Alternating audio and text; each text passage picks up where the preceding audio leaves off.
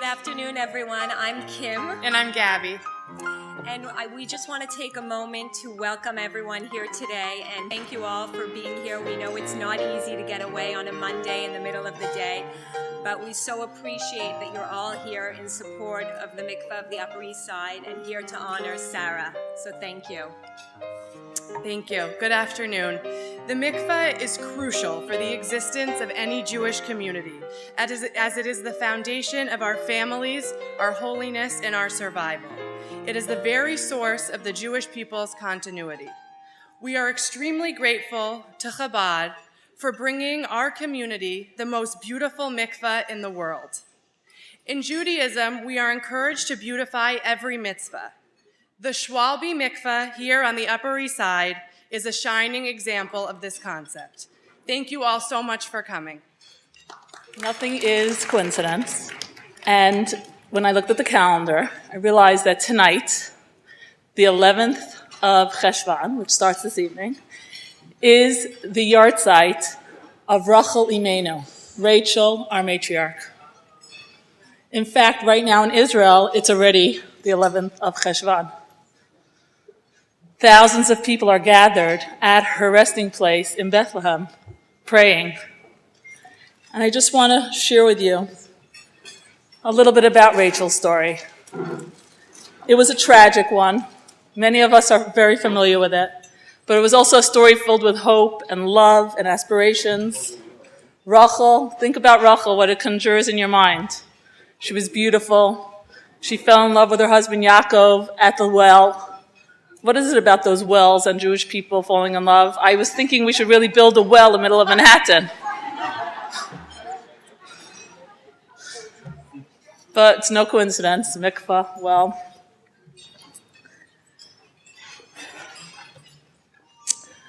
Rachel sacrificed so much.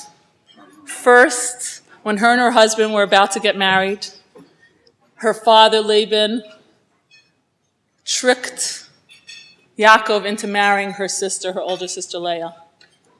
Rachel and Yaakov, realizing that he may do something like that, arranged secret signs so that under the chuppah, they'll know if it's really Rachel or not.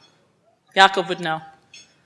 But when the moment came, Rachel realized that how humiliating will that be for her sister? That Leah, in front of all the townspeople, will not know the signal, and Yaakov will realize it's the wrong woman. She couldn't do that to her sister. And she sacrificed true love. She gave her sister the signs.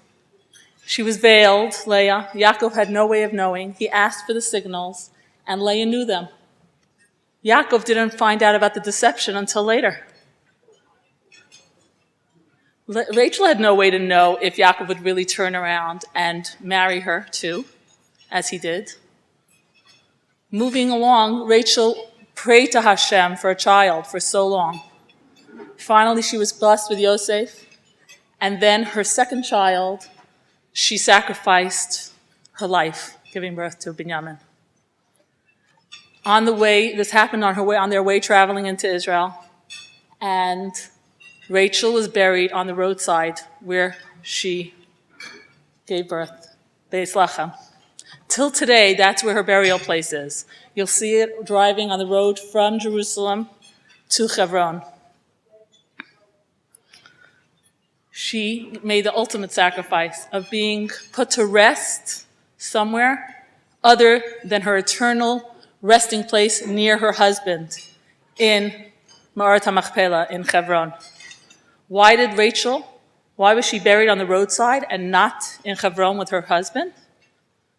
Because Rachel saw into the future, that one day her children, her grandchildren, her great-grandchildren, generations later, were going to go into exile in chains. And passing on the roadside, they'll be comforted by their mother, who is right there, and they can plead for her to intervene on their behalf. She sacrificed her eternal resting place next to her husband so that she could be there for her children. And Talmud tells us that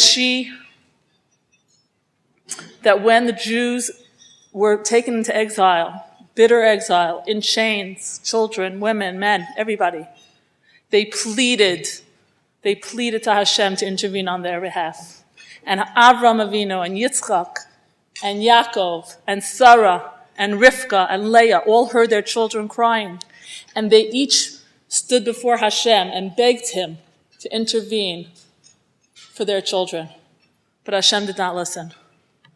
Until he heard Rachel mevaka al baneha, Rachel started to cry bitterly. And Hashem said to her, Rachel, wipe your tears.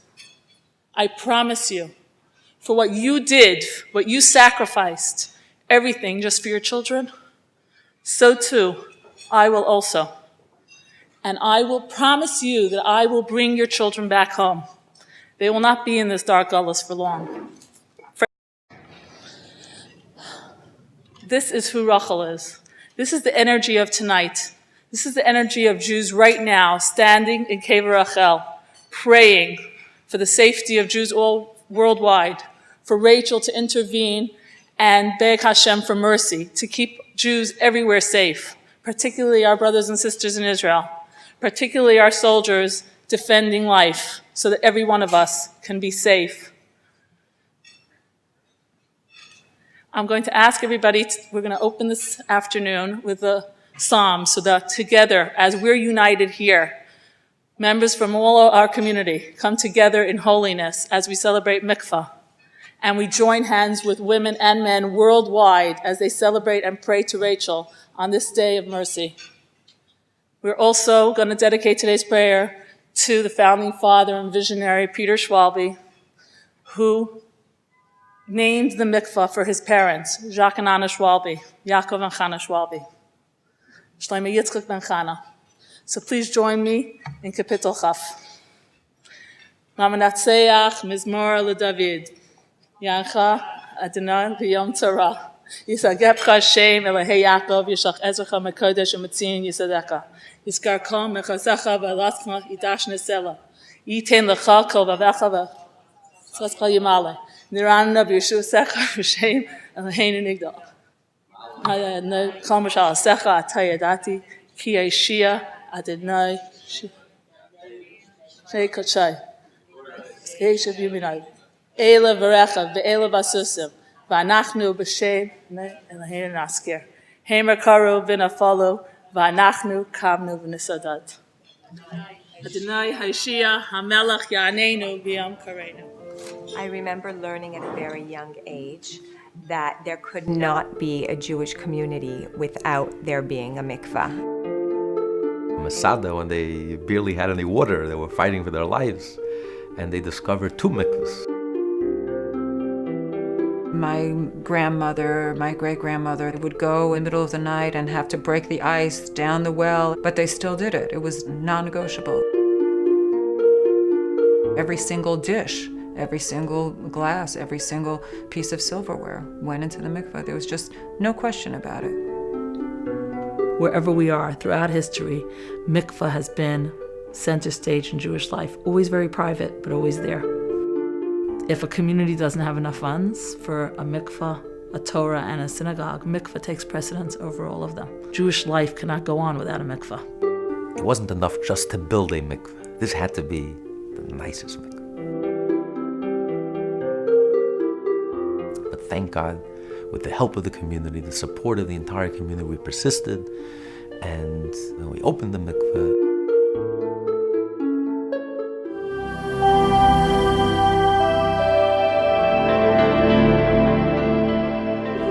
I had a regret that I never did this, that it wasn't part of my life in the years when I could have been doing it. And now I was past the years when I could be doing it on a monthly basis.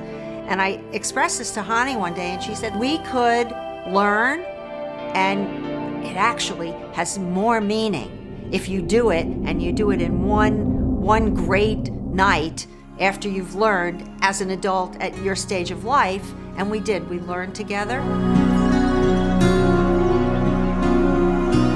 Mikvah is there actually to be the beautiful sustenance that nurtures the garden of marriage. The whole dynamic of marriage is 2 individuals who remain individuals, who rediscover each other. It's like a fiery relationship, which is really the Hebrew word for Isha and Isha, is Eish and Eish, fire and fire, because it's the love, it's the attraction.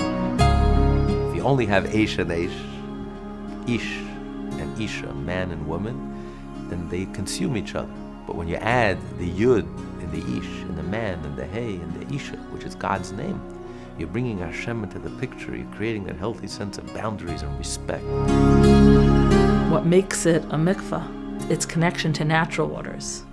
There are waters that are untouched by human fingerprints. They come straight from heaven through rainwater into a pool of water adjacent and touching the mikvah pool. Natural waters are never ending. They don't dry up. This is what we're tapping into, this reservoir of unending energy from Hashem. And the Hebrew word for dipping in the mikveh is tevilah, which if you turn the letters around comes from the word bitul. But the idea of immersion, total immersion, and reconnecting, going back to the source of life. Only God has the ability to create life. And who did he give this potential to? Not the men, he gave it to the women. And that's why the woman is so close to Hashem. Because when she gives birth and she creates life, she is partners with Hashem.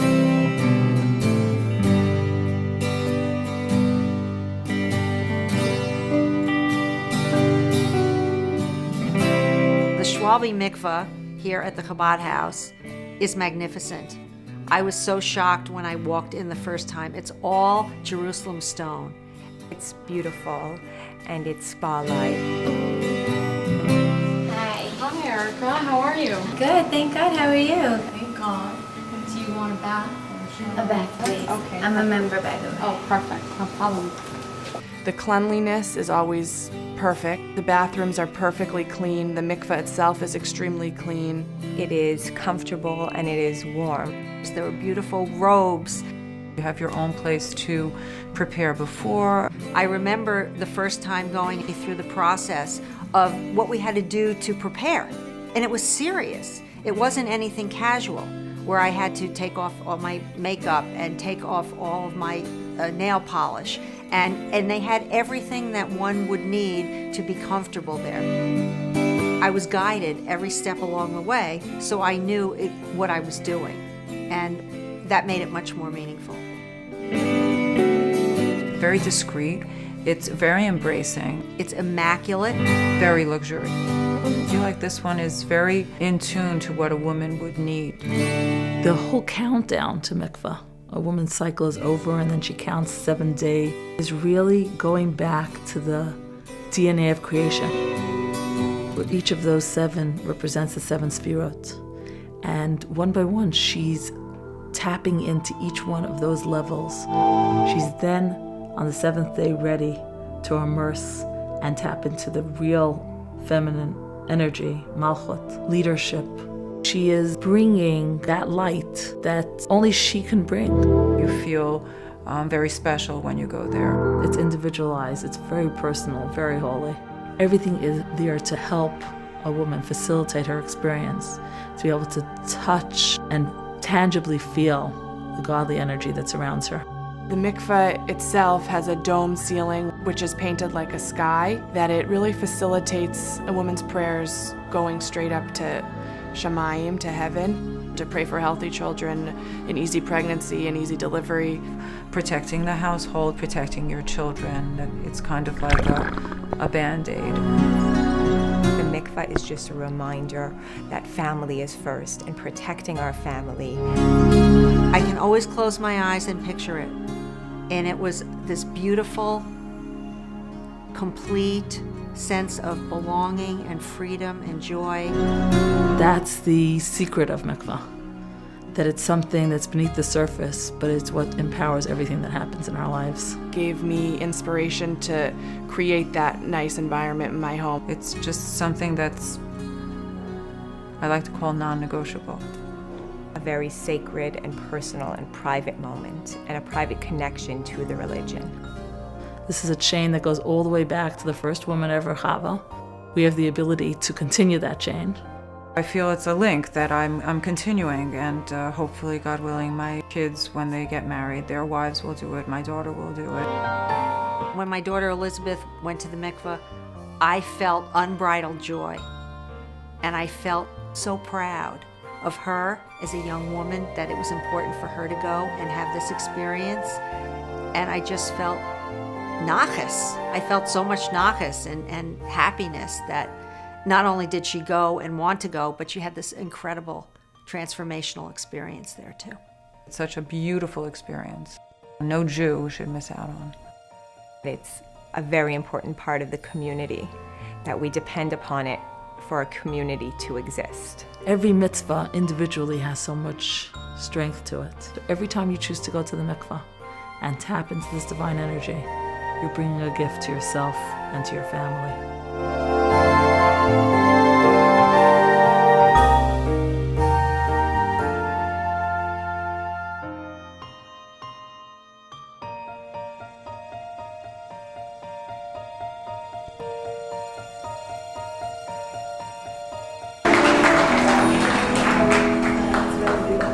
That's very, very beautiful.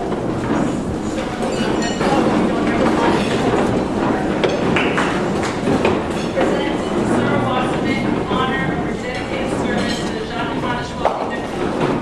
10 of Cheshvan, November 3rd, 5775.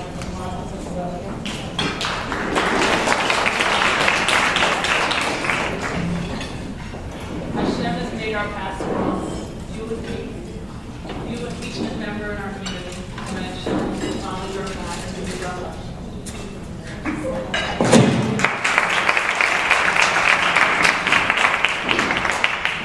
Hi. It's been a long time since I did public speaking, and as you well know, I do a lot better with one-on-one. So I will try my best.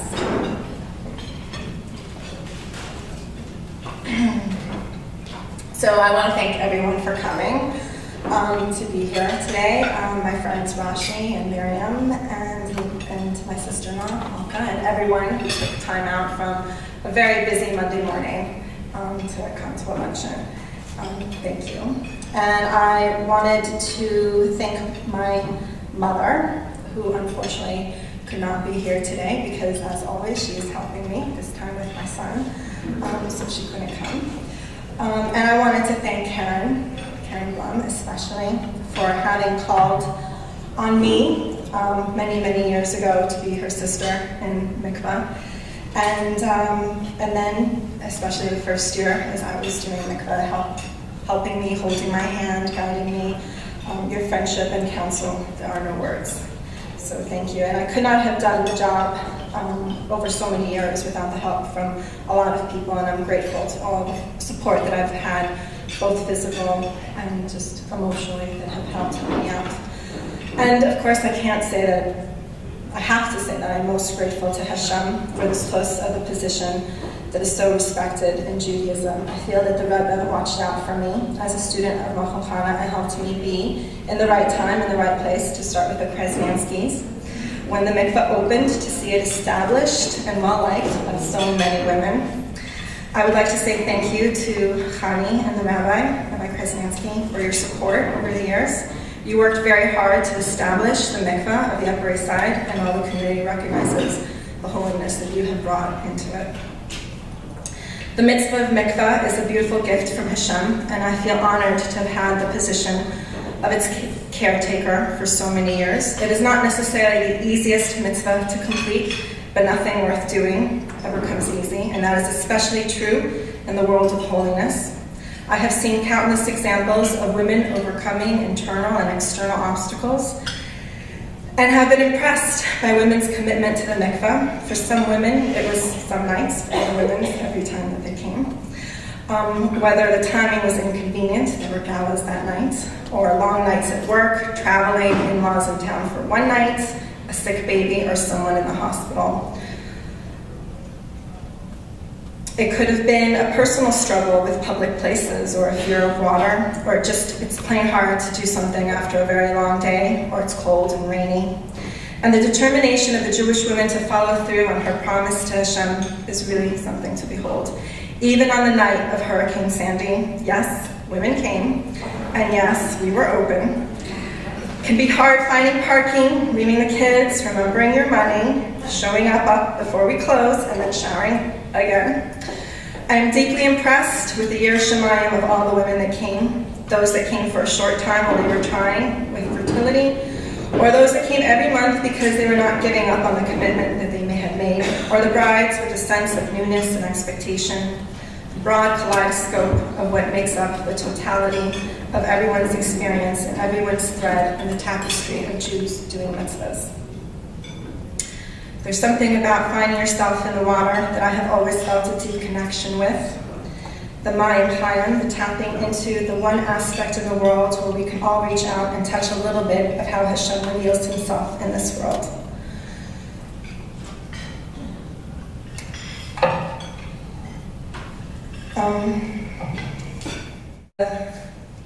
Water, Mayim, is considered the physical manifestation of the spiritual concept of change. That's why it's called fluid. It's always changing. It can be liquid, it can be solid, it can be a vapor. And the opposite of this concept of change is permanency. And one of the words in Hebrew for earth is Adam. And earth represents this physical manifestation of the spiritual concept of permanency. And people, as people, we're also called Adam, and we have, as people, we have the capacity for change, not just intellectual change or emotional change, but spiritual change, and that's what Mikvah has helped so many women to be able to do. And I really feel honored to have been in this position for as long as I was.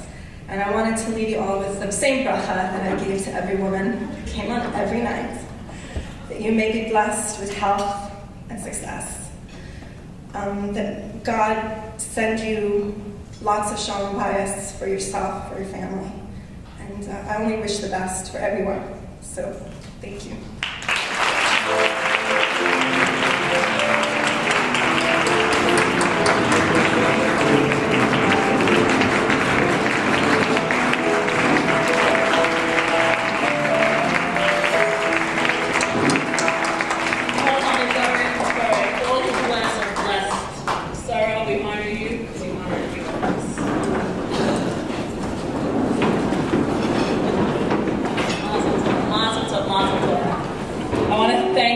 For being here. A few minutes after we have coffee and dessert, we'll have our highlight.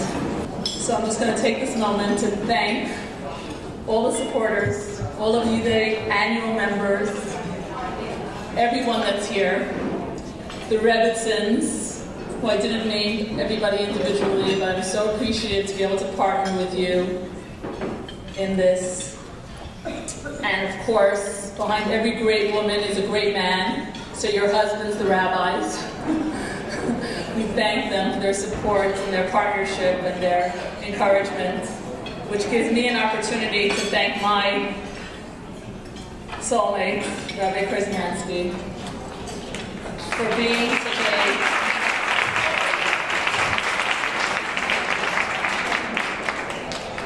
a staunch, stubbornness in bringing Mikvah. Even days when it was a distant dream and we never thought it would actually materialize. My husband, Rabbi Krasnyansky, turned over every stone, anything, to make sure that not only was Mikvah brought to the Upper East Side, but in the most beautiful way possible. Rabbi Krasnyansky, I salute you.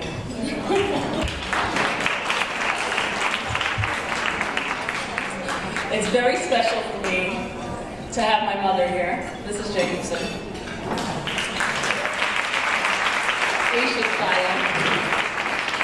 And I really do wish that I could mention each of your names personally. And I thank all of you for being here. Enjoy your coffee and tea and desserts, and we'll be back shortly. How appropriate that today we celebrate the past, present, and future. A seamless flow from generation to generation. This is the story of the Jewish people. In 1938, Germany invaded Austria, causing many Jewish families to flee. Amongst the immigrants was 8-year-old Eva. who with her mother, brother, and father moved first to Belgium, then to Holland, where one of their neighbors was a German Jewish girl of the same age. The two girls became friends and playmates. Ultimately, both girls and their families were deported to Auschwitz. Ava survived her concentration camp. Her childhood friend and future stepsister did not. But her diary did. Her name was Anne Frank. Since 1985, Eva Schloss has devoted herself to Holocaust education and global peace. She has recounted her wartime experiences in more than 1,000 engagements. She has written 2 books and has had a play written about her life. I am humbled to present to you Mrs. Eva Schloss.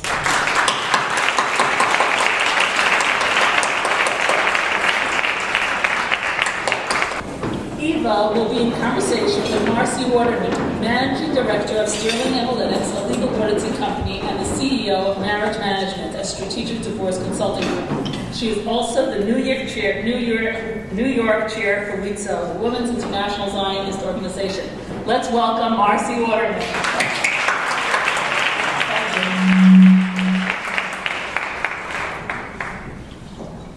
Hello. Let me first start by saying how honored I am to share the stage with you. Thank you. Well, and I'm very, very happy to be able to be here, to have survived. But each time I come and speak, of course, I have to think about the 1.5 million children who were murdered, including, of course, Anne Frank and my brother.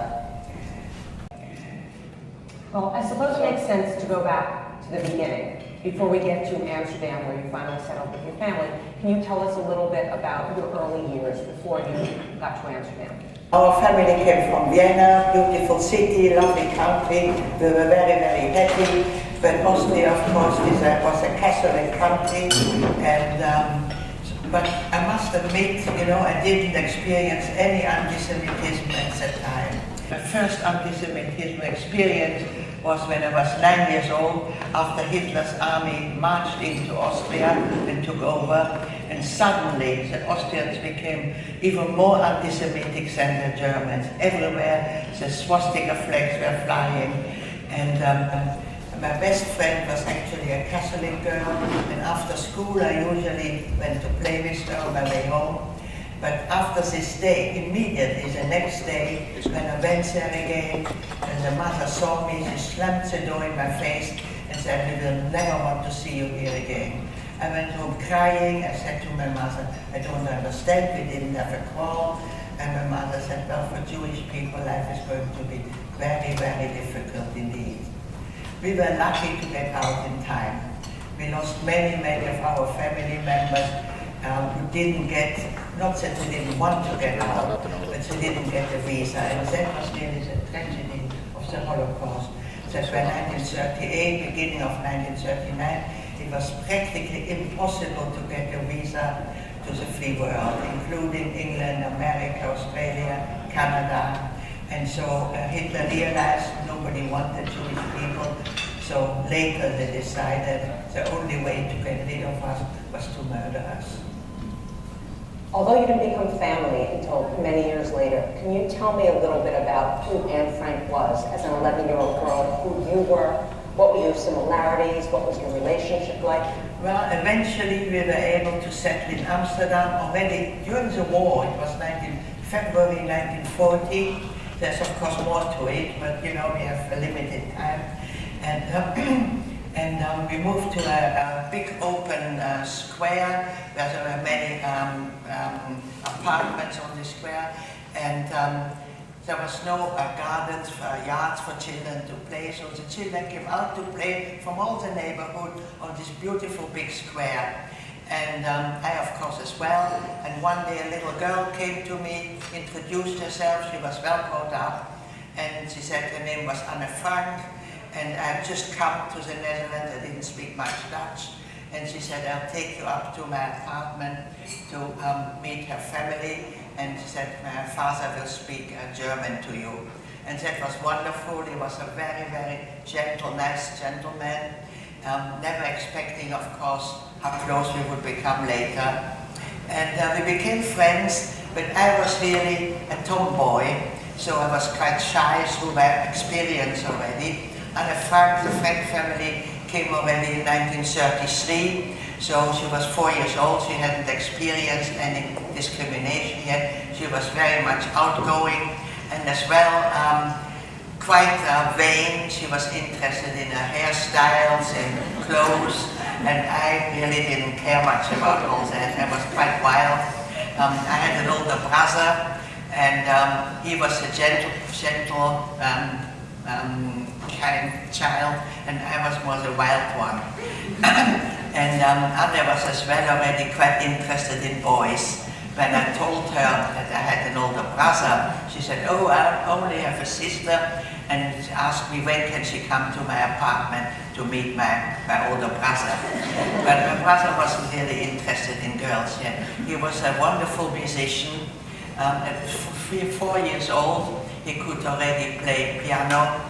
And in this apartment there was a beautiful piano, so he started to have lessons again, and that was really his interest.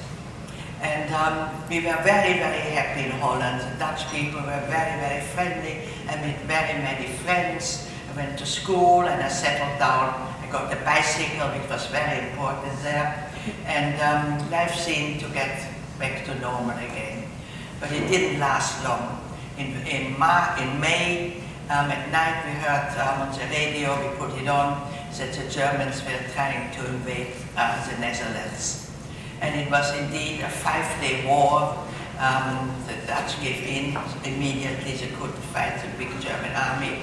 And we still tried, our families tried still to escape to England, but there was no boat left. So we were trapped again, no way out anymore. And slowly, the measures against the Jewish population started to come in. At first it wasn't too bad. It was difficult, but not life-threatening. But every day, every week, there came more measures making life not only difficult, but dangerous as well. When we had to leave our schools and go to Jewish schools, the Germans came with trucks to the schools, knowing there were many Jewish children, loaded the children on the trucks, and they disappeared. The parents waited in the evening for the children to come home. They didn't turn up. They went to the police. They tried to find out, where are our children? Nobody could give them any information. Only after the war did one hear they were sent to Mauthausen, a terrific Austrian death camp, and they were just thrown down from the cliffs. So you can imagine life became really, really, really very dangerous. So then the full invasion comes, and families like yours and the Franks have to make a decision to go into hiding. How does that come about? Or how do you have a conversation with a family to ask to hide you? Well, after 2 years occupation in June 1942, about 10,000 young people, including my brother and Anne's sister Margot, who were 16, only 16 at the time, got a call-up notice with about 10,000 others to be deported to Germany. And that was the time when our parents said they're not sending their children, but we would go into hiding. Obviously, well, Otto Frank had his office where the family, I'm sure most of you had read the diary of Anne Frank. You know what happened to the Frank family. They went to hide in Otto Frank's office. There were 8 people of them, and 4 people from the staff, 2 women and 2 men, looked after them. We didn't have that, so obviously my father had already kind of made inquiries before that, and there were many, many Dutch people who hated the Germans to have invaded their country, and they became the resistance. Resistance was in all the occupied country. Very big in France, very big in Denmark, actually in most countries. And in Holland, people from the resistance volunteered to help Jewish people whom they even didn't know to take us in and protect us this way. But the apartments in the Netherlands are quite small, so nobody wanted to take in 4 people. So again, we had to separate. And so my father said, I'm sorry, you go with Mutti, with my mother, and Heinz went with his father. I was very, very upset, I wanted to stay together. We were very, very close-knit family. As you can imagine, we had left many of our family members in Austria, and we never heard of them. Some did escape to England, but you know, we were in Holland really the only 4 of us. So I was very, very close to their father and their brother, and again we had to separate. And we were 2 years in hiding, and in many different hiding places, because the Germans really wanted to catch every Jew. And so they knew not everybody had come to this call-up notice, and so they were making house searches. At night they knocked on doors. Everybody had to open the door. That shows you again, the Dutch people had no rights. If a Nazi came and knocked on the door, you had to open, had to let them in, had to let them search your home. If they fancied an object, a painting or a candlestick or whatever, they just took it and they searched the homes. Now the people from the resistance came to look at every hiding place we went to and built a hiding place within the hiding place, meaning they built a false partition. Sometimes they made the room smaller, like a bathroom, or in a cupboard they made a false door that one could hide, sometimes even under floorboards. And at night, so we didn't dare to sleep properly. As soon as we heard the knock, we quickly went into those hiding places. There was a story going around, again, in a house they went to search, and they felt the beds were still warm, so they demolished the whole apartment till they found the people. And of course, the non-Jewish people were arrested as well, and many, many of them perished. So when they hear the story, they said, sometimes after 3 months, sometimes after 6 months, they said, we can't take this attention any longer, you have to move on. So we moved about 7 times. Same my father and brother. After 2 years, my father phoned my mother and said the woman where they were staying is blackmailing them for more money. Well, after being in hiding for 2 years, our money had run out, and my father said to my mother, you must find us a different place, because if the war lasts much longer and we have no more money, the woman is going to throw us out anyway. So, but by 1942 or 44, it was already very, very difficult to find safe places. So it took my mother through the resistance, perhaps 3 weeks, and a Dutch nurse came forward and said she knows a safe hiding place. But it turned out she was a double agent. She really worked for the Nazis and just pretended she was a member of the resistance.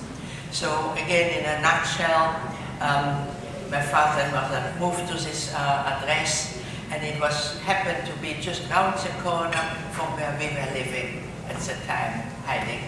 And so on a Sunday afternoon, we went to visit them. And the next day, my father and brother were arrested, and on Tuesday was my 15th birthday. We had a knock on our door, and the Nazis stormed in and arrested us. And what happened was they followed us on that Sunday, so they knew where we were. And so all 4 of us were arrested. And from the point of arrest, what happened? I know you went on the trains, but who was on the trains? Where do you think you were going? Was there any rumors about where you were going? No, they never talked to us, of course, never told us what was going to happen, where we were going, what was happening. We were taken to the holding camp, and by Friday morning, we were called up already, put on a list to be transported to the east. Well, there were about 300 death camps, concentration camps in Germany and Poland. We knew that from the BBC, who sent broadcast out to all the occupied countries, and they always mentioned Auschwitz as being the biggest and the most horrendous death camp. But of course we didn't know we were going to Auschwitz. In the cattle truck, which was really meant for animals, there was nothing in it. About 100 people were pushed in. There was just a little slit, a little bit of air, so I was nearly suffocating. There were just 2 buckets, one with clear water, the other one to be used for toilet facility. Can you imagine an open bucket for 100 people? And bread was thrown in like you feed wild animals. If you caught it, you were lucky. If you didn't catch it, you just went without food. On the train, my father, who was a very, very wonderful family man, he apologized to us. From now on, he can't protect us anymore. With tears in his eyes, he said, now you're on your own. He gave us all kinds of tips for how we have to try to survive. My brother, I told you, he was a wonderful musician, but in hiding, he was cooped up in a very, very small room. He was not even allowed to look out of the window, and he couldn't make, of course, music. So he tried something else. So he tried to paint. And he created some amazing paintings. And he told me before they escaped from this woman who blackmailed them, he hid the paintings under the floorboard with a notice on it. This belongs to Heinz Geiger, and after the war he's going to pick it up again. That was the last conversation I had with him. After 3-4 terrible days of traveling, the train stopped.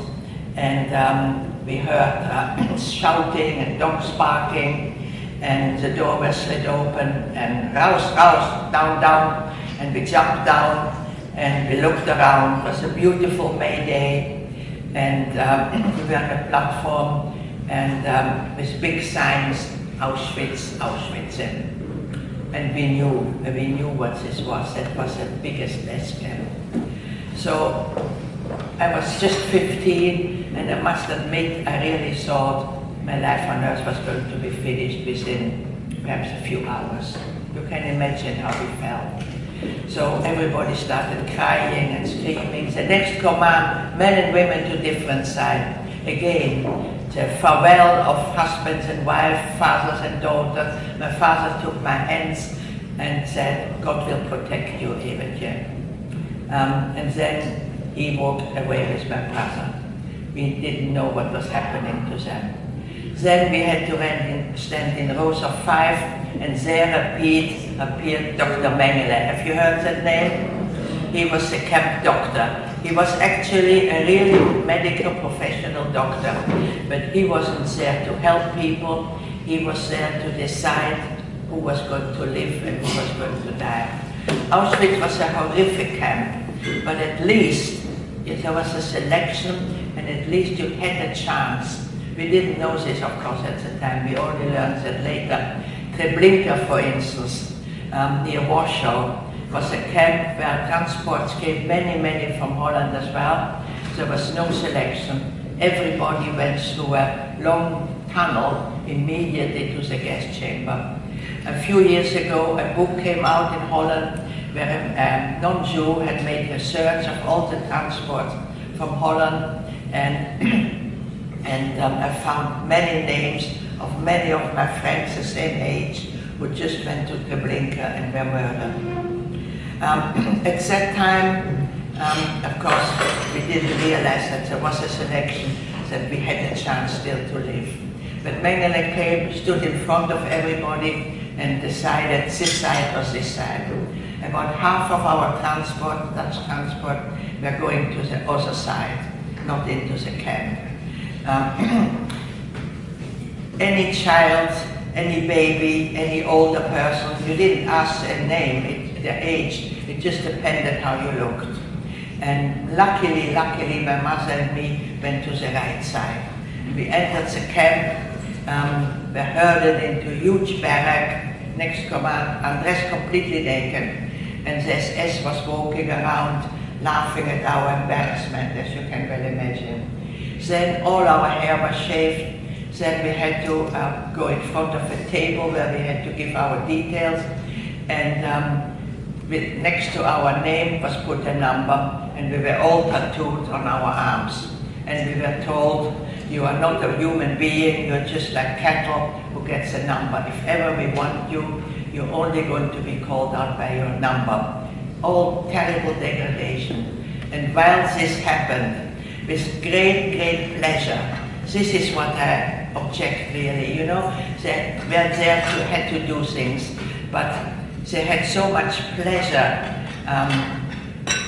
to humiliate us, to make us more pain, to hurt us more and more and more, and mentally and physically. And they told us, the family you have been separated from, were told they were going to go in a shower, and they went there. There were barracks with pipes and even shower heads, and they stood there waiting for water to come, and nothing happened.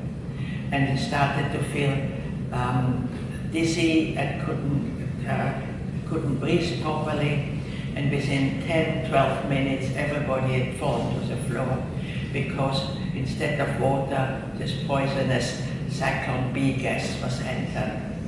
And they told us that, can you imagine a mother who had just been separated from her child? So again there was of course crying and chaos, terrible, terrible. Eventually we were let out and still naked, and there were huge heaps of clothes, and we were shown one garment, could have been a night dress or a winter coat, no underwear, nothing. And another heap with shoes, two shoes, could have been a boot and a sandal, never anything which fitted you. And this was all our possessions we ever had, not even a piece of toilet paper. Nobody was supposed to survive. There were selections all the time, terrible illnesses, typhus, dysentery, cholera, and starvation. We got in the morning a little mug of some kind of liquid, and in the evening a chunk of bread. That was all the food we ever got. Well, how long could you survive from that? So I know you and your mother, though, had some miraculous moments where you were spared. Can you share with us some of those moments? Well, I had some many really miraculous miracles happening. One day, must have been about October, when we were already in a very bad way. It became very cold as well, and we had very often we lost our shoes, so we were barefoot. And we had a shower because we were full of lice. Washing was practically non-existing, so only when we had a shower did we clean up a little bit. And we came out naked again, and there stood Dr. Mengele, and a selection was taking place. And like any mother would have done, very often she gave me part of her bread ration. And she had become really very thin. We were all thin, but my mother perhaps, she was a very tall lady. And we went in front of Mengele, and I passed there, and he sent me to one side. My mother followed me, and he sent her to the wrong side. 40 women from our transport were taken out naked, taken to another barrack where they were going to wait to be gassed. So you can imagine we were in shock. And we moved, our group moved to a different part of the camp, and for 3 months I thought I'd lost my mother. My mother, as you know, she survived because later she married Otto Frank. But in my book, in Eva's story, as I say, you know, I could talk 5 hours to you. But in this book, my mother recounts herself what has happened, how she was saved. And she was 40 years old at the time. And one of the things she said when she walked to the gas chambers, she prayed to God that at least her children should survive. She accepted already that this would be the end of her life.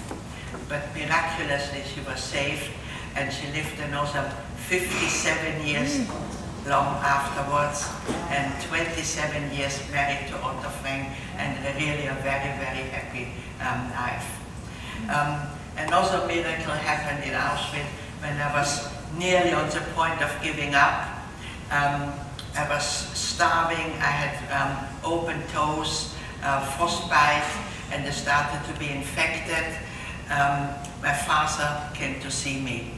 Again, you know, it never happened to anybody that a man came from the men's camp.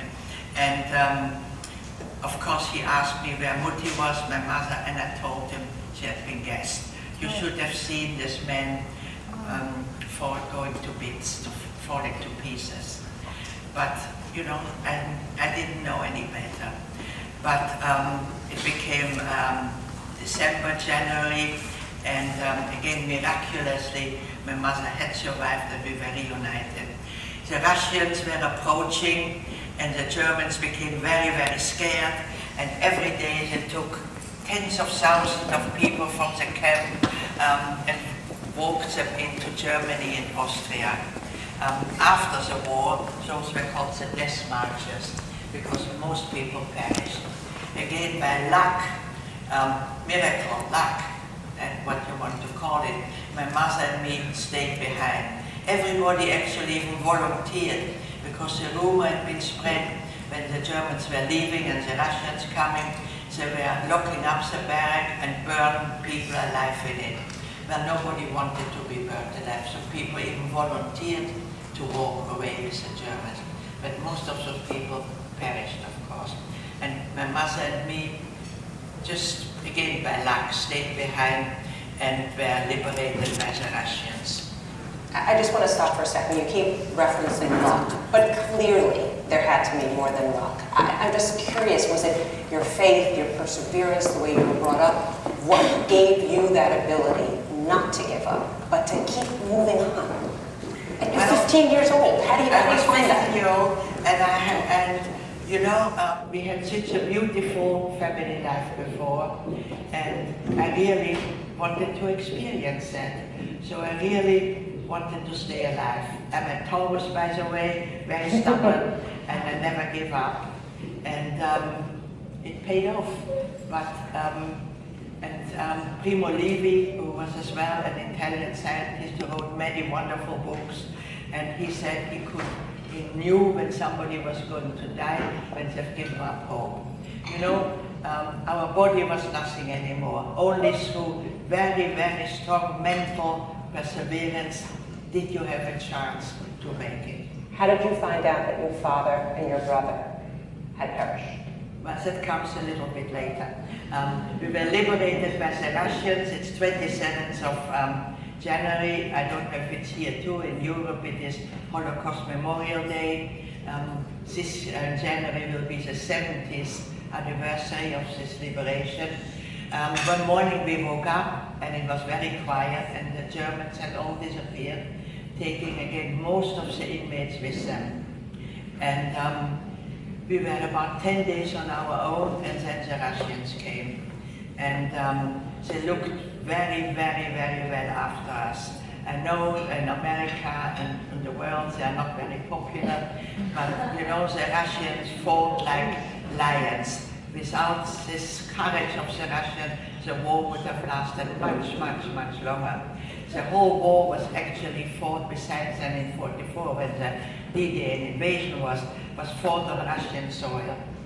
And the Russians lost 30 million of their people, many, many millions of civilians, and of course many soldiers. And they liberated us, took us eastward, because the war wasn't finished, we couldn't get home yet. I went then to Auschwitz, to the man camp, to try to find my father and mother, but they were not there anymore. When I met Otto Frank, he had been liberated with us, and of course the first question he asked us if we had seen his family, but we hadn't.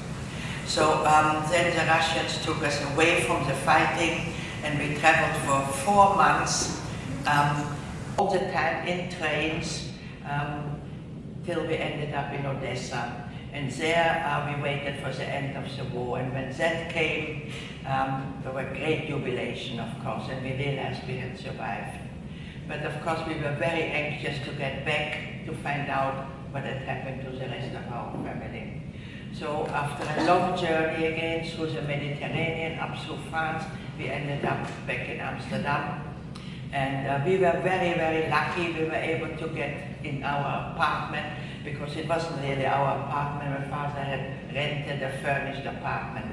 But all the other people who returned had nowhere to go, because at the time you didn't buy your apartment, you rented. And then when Jewish people were arrested, there was a Dutch removal firm who emptied it out, took everything to Germany, and other people moved in. So Otto Frank had nowhere to go, and like not just he, many others.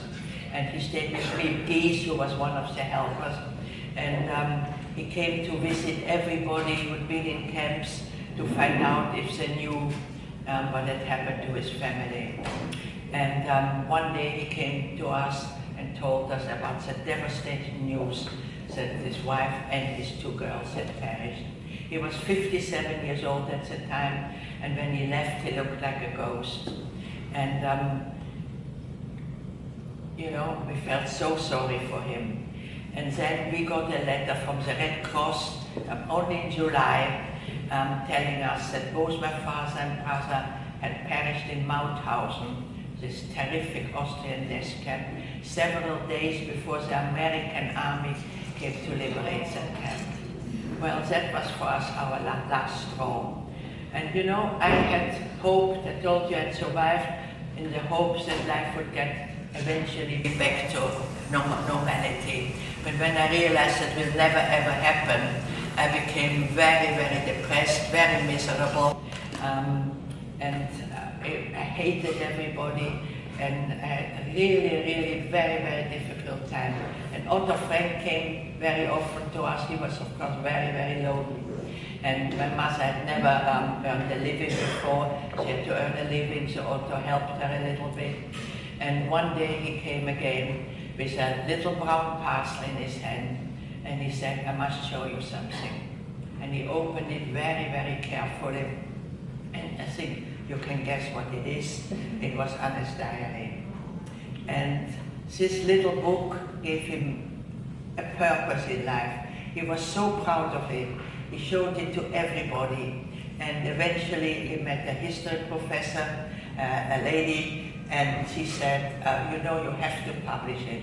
But Otto was not at all sure about that, because a diary is something very private. And as well, Hanna had a very bad relationship with her mother, and she writes actually quite nastily about her mother. And mother had died, so, you know, he didn't want the world to know all this. But eventually he was persuaded to publish it, but he edited it. He took out many things, and it was actually a Catholic publisher, and he had to take out many things anyway as well, because, you know, at that time Hanna talked about how from a girl she became a woman, and she said, oh, we don't talk about this, you know, at that time. And as well, then she started to kind of fall in love with Peter and kissed him. Oh, unmarried, mustn't do that, take it out, you know. And so it was quite badly edited. And that what caused later on a lot of problems with Nazi Germans again, because they said Hanna didn't even exist. It was Otto who wrote the diary, and Otto had many court cases with German Nazis to prove the authenticity of the diary. Of course, Hanna did exist, and Hanna did write the book, and they had to examine the paper it was written on, the ink it was used, and things like that. And of course, they could never prove that it wasn't Hanna. And I was still very miserable. I hated everybody. And Otto was amazing. He had lost everything. He told me, you know, if you go hating people, you will have such a miserable life. There are some wonderful people. He had lost everybody. He said, I don't even hate the Germans. That was something I just couldn't understand. But eventually, when I finished school, I didn't want to really live in Holland. I wanted to get out.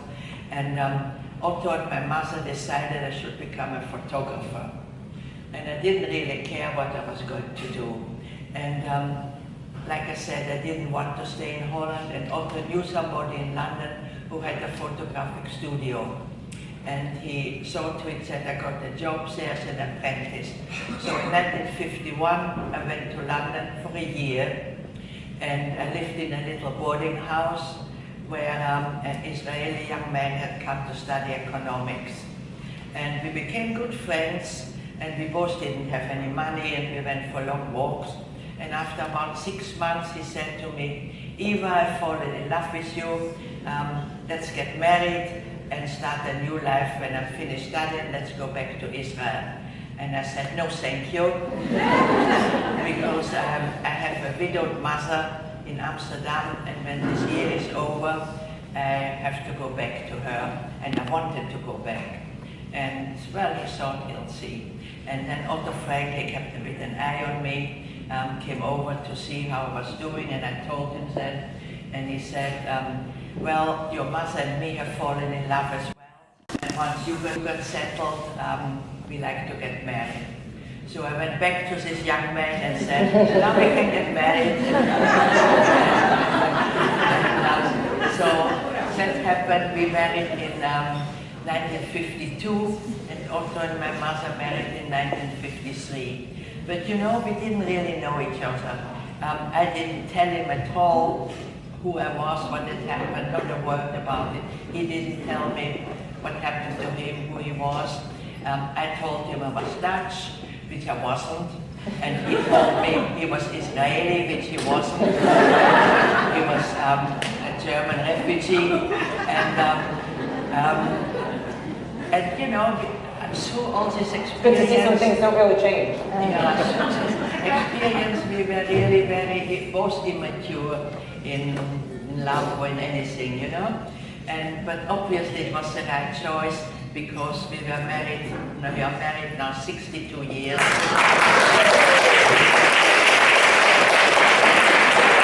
You always started telling your family story about 20 years ago. Why did you stay silent for so long?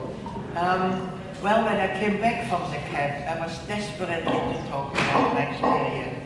I wanted people to know what we have suffered, but you know, everybody had suffered, and people didn't really want to know anymore. People wanted to move on.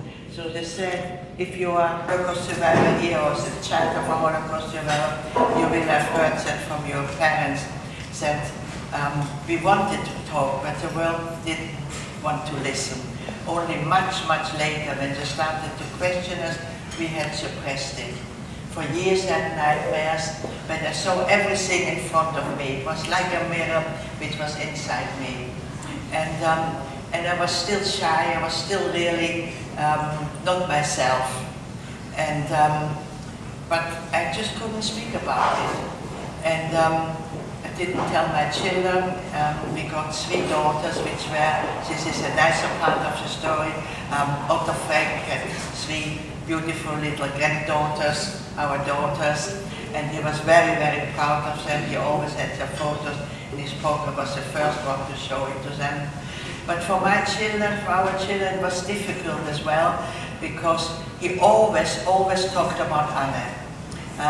And very often he said, I feel very guilty, I have after all 2 daughters, but I only speak about Hanna, hardly ever about Margot. And when the children did something wrong, he didn't punish them, but he took them aside and he told them what Hanna would have done. Hanna would have done it this way and this and that. And they couldn't understand. Where is Hanna? She doesn't know, she didn't, when they were little, they didn't know them. And Otto was always talking about this little girl who they didn't know. And my youngest daughter suffered quite a bit through that. She loved her grandfather, and there was always this barrier, there was always this Hanna in between them. She never wanted to stay alone with her grandparents, Otto and my mother. I always had to go and sleep with her in the bed. And she thought it was a bit spooky. There were everywhere photos of Hanna and books of Hanna. The diary became, when it was published in America in 1952, it became an immediate bestseller. And it was translated into 70 languages, and still, wherever I go in the world, people know her name. Not everybody has read the diary, but people know she's the most well-known victim of the Nazis.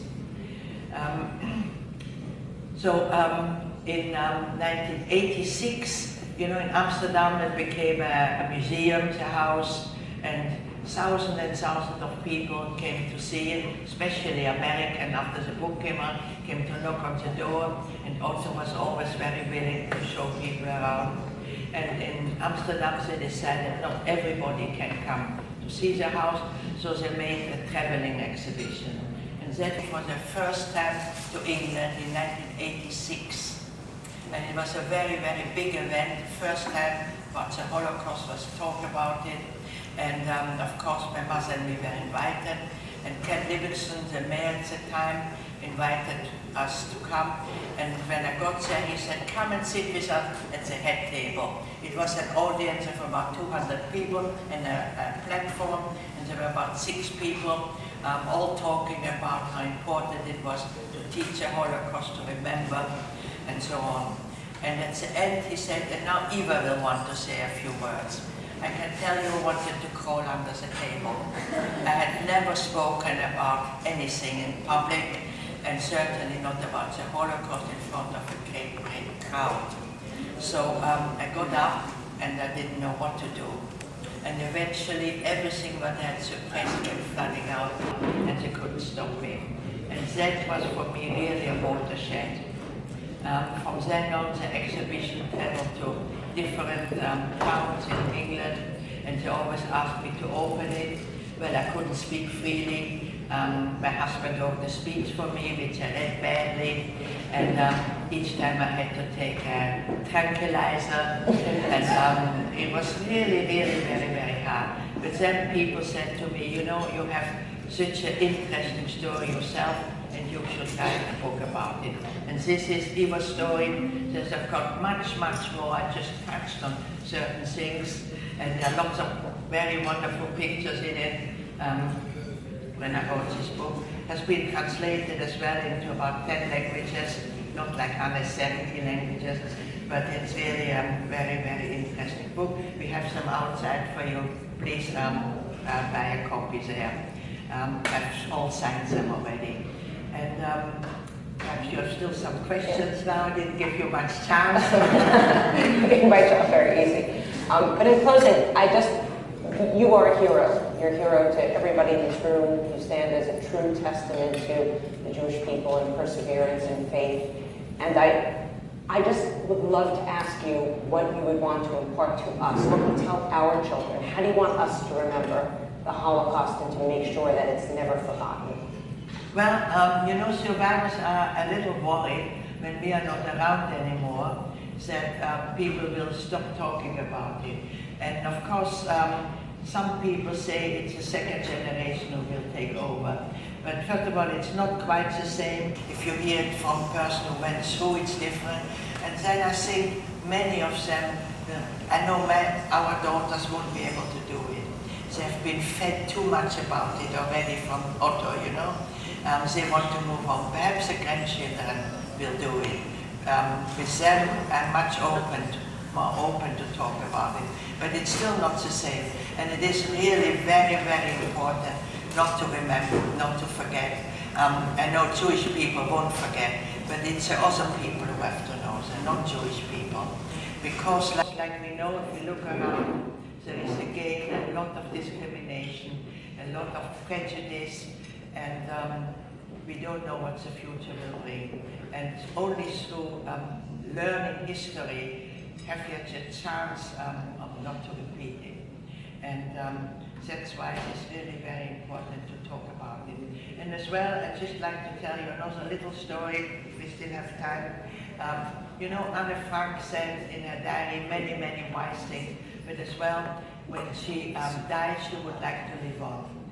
Well, that's the best you can expect, that she's remembered. And Heinz, my brother, when he was 12 years old, being so artistic, very gentle character, he was very much afraid of dying. He saw already people being killed, being deported and all that. And one day he said, what will happen when we die? He asked me. Well, I said, I don't know. Let's ask our Father who has answers to everything. And in the morning, Heinz said, Papi, what will happen when I die? Will I just disappear and frighten?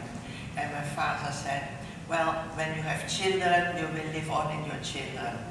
And then this 12-year-old boy said, but what if I die before I have any children? Will I just disappear and frighten? And my father said, well, when you have children, you will live on in your children. And then this 12-year-old boy said, but what if I die before I have any children? And my father said, we are all a link in a big chain which goes from generation to generation.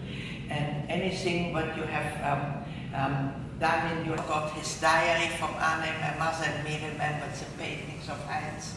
And we went to this house, and indeed we found 30 amazing paintings under the floorboards.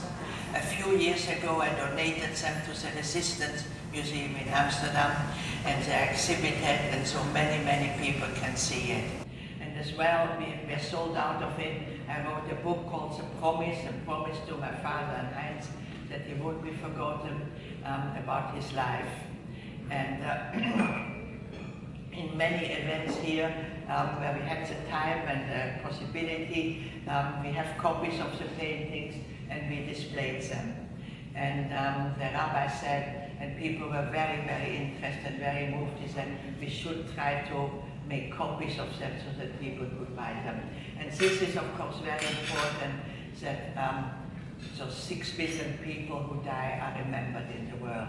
I met, a few years ago, I went to Moscow. We tried to convince President Putin that he should remember Holocaust Memorial Day, but it just happened to be in St. Petersburg, so we couldn't speak to him. But I met a couple of men from Jacques who went around to Poland and Russia, to the small villages where Jewish people were all exterminated, till to try to find Christian people who remembered the Jewish people who lived there, so that Yad Vashem can put their names on the list. They try to get all the 6 million names, that at least the names have not been forgotten. And that is very, very important.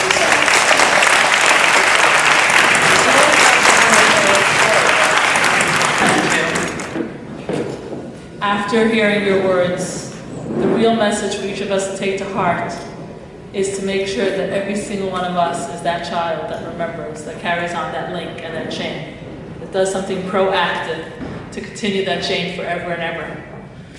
Thank you. It's a pleasure to be in your presence. It's an honor. I want to tell you that you'll have an opportunity to get a signed book and to meet her. I am speechless to even be in your presence. I feel a tremendous honor and thank you. Merit. Thank you. I don't think we have time for questions, but I will be outside. If you have a personal question, I will answer it for you. I'd like to thank Donna Pressman for the beautiful decor in this room. Under one person's plate is a little silver flower, so you get the centerpiece. I want to thank Sarah Rabbani for helping us coordinate today with countless hours, and I want to thank Chaya Lady Chaya for being the event coordinator and for putting everything together. Thank you for all our supporters and our benefactors and our donors. We need everybody to participate in order to continue our beautiful, beautiful Mikvah. So we have annual membership. We hope to see you.